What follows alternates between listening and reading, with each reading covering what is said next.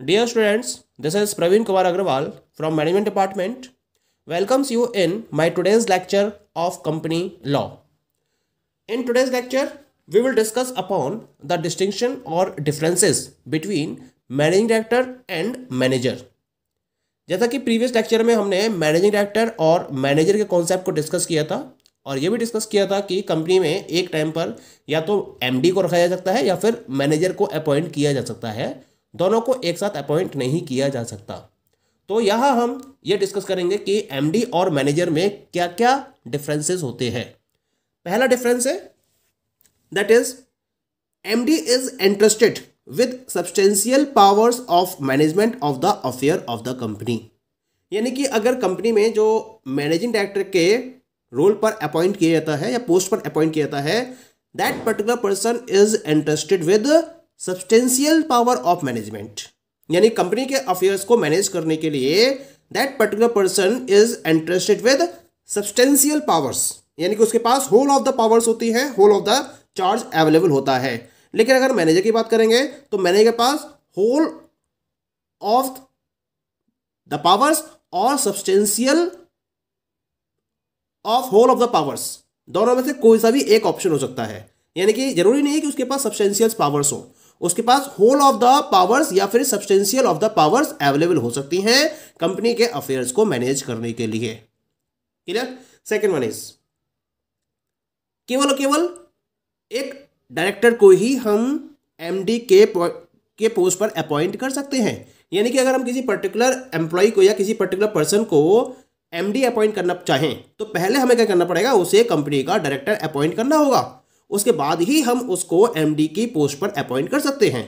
लेकिन अगर मैं मैनेजर के पॉइंट ऑफ व्यू से बात करूं तो एक मैनेजर की पोस्ट पर अपॉइंट करने के लिए किसी पर्टिकुलर कैंडिडेट को कंपनी का डायरेक्टर होना जरूरी नहीं है। वो कंपनी का डायरेक्टर हो भी सकता है या कंपनी का डायरेक्टर नहीं भी हो सकता है। अगर नहीं है डायरेक्टर तो भी वो कंपनी का मैनेजर अपॉइंट किया जा सकता है। Okay. Third difference is there में be more than one MD in a company. एक कंपनी के अंदर एक से ज्यादा एमडी हो सकते हैं। यानी कंपनी अगर more than one MD appoint करना चाहे तो वो ऐसा कर सकती है। लेकिन अगर मैं मैनेजर की बात करूं तो कंपनी केवल और केवल एक ही मैनेजर को अपॉइंट कर सकती है। The company can have only and only one manager in the company. Okay. Next point of differentiation is MD can be appointed by virtue of. इसमें तीन तरीके होते हैं अगर एमडी को अपॉइंट करना है किसी भी कंपनी को।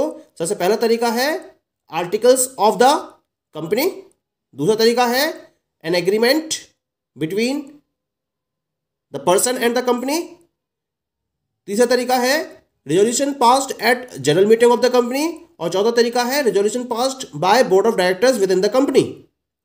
यानी कि कंपनी के आर्टिकल्स के प्रोविजन के अकॉर्डिंग, कंपनी और उस पर्टिकुलर पर्सन के एग्रीमेंट के बेसिस पर, जनरल मीटिंग में रेजोल्यूशन को पास करने के बेसिस पर और बोर्ड ऑफ डायरेक्टर्स के द्वारा पास किए हुए रेजोल्यूशन के बेसिस पर किसी पर्टिकुलर डायरेक्टर को एमडी के पोस्ट पर अपॉइंट किया जा सकता है। लेकिन अगर मैं मैनेजर की बात करूंगा तो मैनेजर को अपॉइंट करने के लिए कॉन्ट्रैक्ट ऑफ सर्विस को साइन किया जाता है या बिना साइन करे भी अपॉइंट किया जा सकता है। लेकिन जब तक जनरल मीटिंग में एक रेजोल्यूशन पास नहीं होगा तब तक उसको मैनेजर की पोस्ट पर अपॉइंट नहीं किया जा सकता। यानी कि पहले जनरल मीटिंग में एक रेजोल्यूशन पास किया जाता है और उसके बाद कॉन्ट्रैक्ट ऑफ सर्विस को साइन किया भी जा सकता है या नहीं भी किया जा सकता है और उसके बेसिस पर उस पर्टिकुलर कैंडिडेट को एज अ मैनेजर अपॉइंट कर लिया जाता है। पॉइंट क्लियर हो गया। तो ये तो हो गया फोर्थ डिफरेंस। अब हम बात करते हैं नेक्स्ट डिफरेंस की। The next one is the MD can be appointed as MD in more than one company. यानी कि अगर कंपनी में कोई एमडी है तो वो अगर उस कंपनी के अलावा किसी और कंपनी में एमडी की पोस्ट को ज्वाइन करना चाहे तो वो ऐसा कर सकता है। लेकिन जो मैनेजर है, मैनेजर केवल और केवल एक ही कंपनी में मैनेजर की पोस्ट पर अपॉइंट किया जा सकता है। यानी कि कंपनी एक टाइम में केवल एक ही मैनेजर को अपॉइंट कर सकती है और वो मैनेजर किसी दूसरी कंपनी में मैनेजर की पोस्ट पर अपॉइंट नहीं हो सकता। ओके।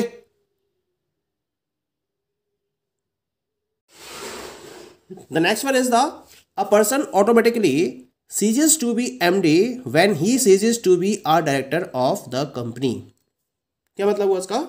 जैसा हमने प्रोविजंस में पढ़ा था in relation to the MD कि अगर किसी पर्टिकुलर पर्सन को, यानी कि जो डायरेक्टर की पोस्ट पर अपॉइंट है, यानी कि उसका डायरेक्टर का जो टाइम पीरियड है वो अगर फिनिश हो जाता है, वो एक्सपायर होता है, तो उस केस में अगर वो डायरेक्टर MD के पोस्ट पर अपॉइंटेड है, जैसे सपोज करिए, और उसकी जो डायरेक्टरशिप है उसका जो टर्म है वो फिनिश हो रहा है, वो खत्म हो रहा है, तो ऑटोमेटिकली जो उसकी MD की पोस्ट है वो भी फिनिश हो जाएगी, यानी कि उसका टर्म भी फिनिश हो जाएगा।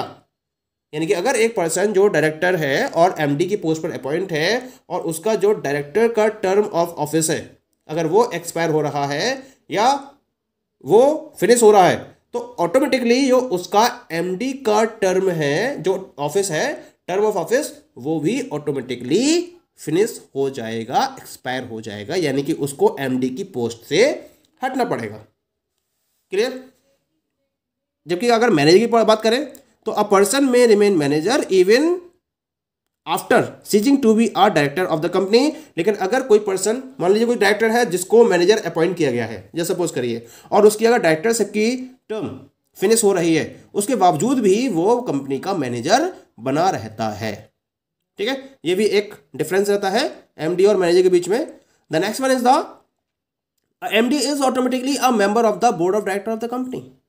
क्योंकि MD क्या होता है, डायरेक्टर्स के बीच में से ही अपॉइंट किया जाता है, यानी कि वो भी कंपनी का डायरेक्टर ही होता है। इसका मतलब जो MD होगा वो भी बोर्ड ऑफ डायरेक्टर्स का एक मेंबर माना जाएगा, उसको आप अलग से ट्रीट नहीं करोगे क्योंकि वो डायरेक्टर्स में से ही अपॉइंट किया गया है।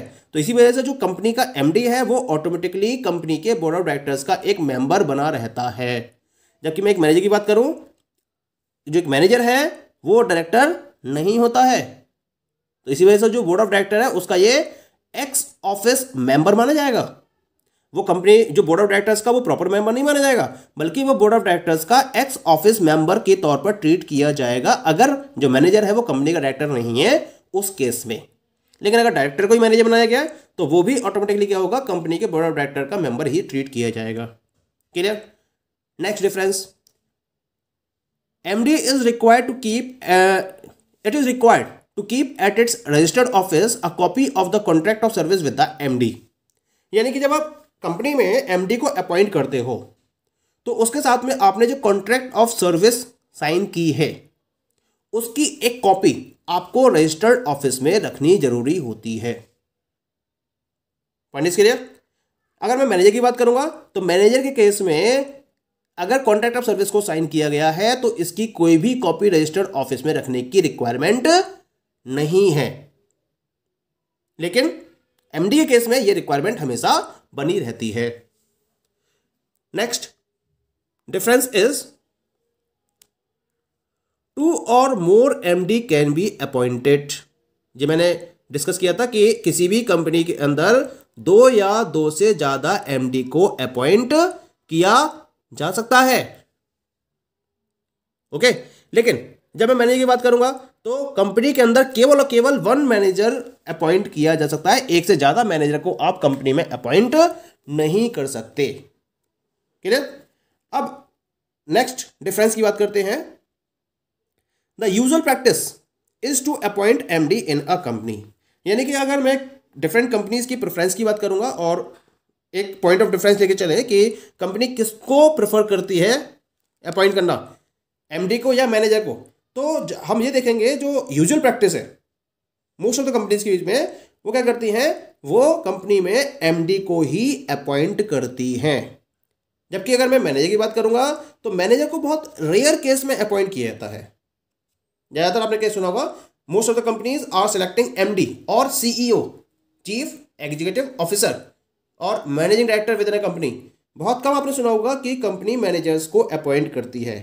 तो this is the usual practice to appoint MD in a company, but manager is rarely appointed within a company. ये एक जनरल प्रैक्टिस कंपनी के पॉइंट ऑफ व्यू से नहीं रहती है। ठीक है, अब हम बात करते हैं अबाउट द लास्ट डिफरेंस की। लास्ट डिफरेंस क्या है? रेम्युनरेशन के रिलेशन में। तो पहले हम बात करते हैं डायरेक्टर्स के रेम्यूनरेशन के रिलेशन में। अगर डायरेक्टर्स के रेम्यूनरेशन की बात की जाए तो इनका जो रेम्यूनरेशन होता है वो कंपनी के नेट प्रॉफिट से 5% से ज़्यादा एक्सीड नहीं कर सकता। क्लियर हो रहा है? यानी कि अगर मैं एक मैनेजिंग डायरेक्टर की बात करूंगा तो एक जो मैनेजिंग डायरेक्टर है उसका रेम्यूनरेशन किसी भी पर्टिकुलर फाइनेंशियल ईयर में कंपनी के नेट प्रॉफिट से 5% से ज़्यादा एक्सीड नहीं कर सकता। लेकिन अब बात करते हैं किसी कंपनी में 2 या 2 से ज़्यादा MDs हैं, मैनेजिंग डायरेक्टर्स अपॉइंटेड है, तब क्या होगा? अगर कंपनी में 2 या 2 से ज़्यादा मैनेजर्स अपॉइंटेड हैं तो उस केस में जो रेम्यूनरेशन होगा वो कंपनी के नेट प्रॉफिट के 10% से ज़्यादा एक्सीड नहीं कर सकता। It means in case of 1 MD remuneration cannot exceed 5% of the net profit of the company, and in case of more than 2 MD remuneration cannot exceed 10% of the net profits of the company। Point clear हो गया? ये तो बात हो गई directors के remuneration की, MD के रेम्यूनरेशन की। अब हम बात करते हैं the remuneration of a manager, क्योंकि कंपनी के अंदर केवल एक ही मैनेजर को अपॉइंट किया जा सकता है। तो यहाँ जो रेम्यूनरेशन बनेगा वो केवल एक ही मैनेजर के रेफरेंस में बनेगा। तो जो उस मैनेजर का रेम्यूनरेशन है वो कंपनी के नेट प्रॉफिट से 5% से ज़्यादा एक्सीड नहीं कर सकता। ये मैं किसी बात कर रहा हूँ? I am talking here about the manager. तो जो मैनेजर का रेम्यूनरेशन है वो कंपनी के नेट प्रॉफिट के 5% से ज़्यादा एक्सीड नहीं कर सकता किसी भी पर्टिकुलर फाइनेंशियल ईयर में। तो इस तरीके से ये रेम्यूनरेशन के बेसिस पर हम दोनों के बीच में डिफरेंस को फॉलो कर सकते हैं। So these are the basic differences between the managing director and manager within a company. Okay, thank you.